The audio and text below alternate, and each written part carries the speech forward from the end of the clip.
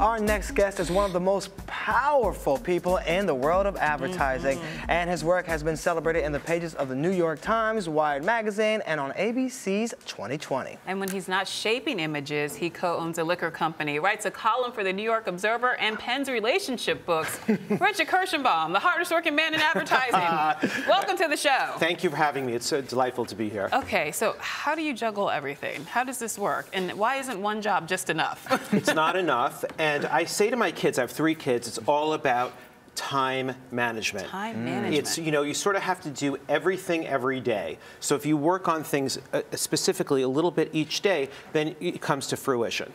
All Okay. right. And one of your first loves is actually advertising, right? That's right. I'm an ad man. So how did you originally get into the business, and how did you rise to the top so quickly? Well, it wasn't so quickly. I started out actually as a receptionist and as a secretary. And I'm the first generation of men, before the men generation, to have worked for the first generation of female executives. So there was a very famous woman in advertising, Lois Corey, and I was her assistant and receptionist, and I took in her dry cleaning, and and I learned one thing early, which is service with a smile. Service with a smile.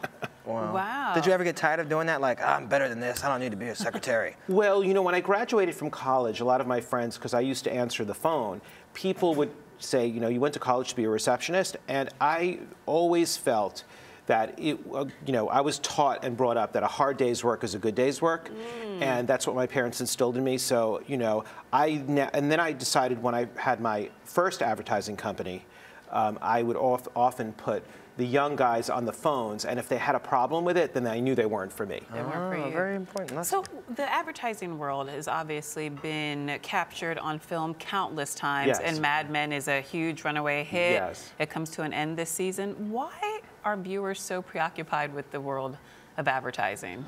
Well, it wasn't always so, but I think in the last 20 years, people have become really, interested in advertising. I think because... Is it really that sexy? It is.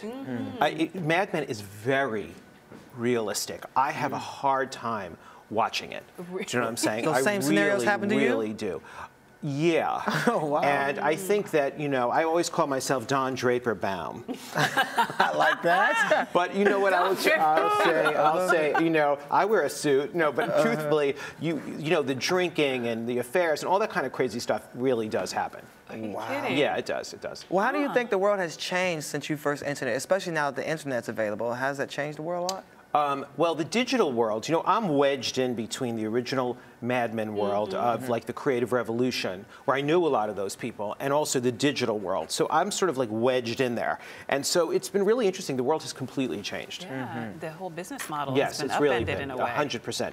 And when I first started out in the business, and I tell my kids this, and they think I'm like, a dinosaur. They can't believe it. That, we didn't have the internet. I mean, we used to work with like, pens and tracing paper and things like that. And of course, it's wonderful to be in the, in the digital world today, It makes things a lot easier. It does. But do you miss that old era? Are you nostalgic for some of the things from that period?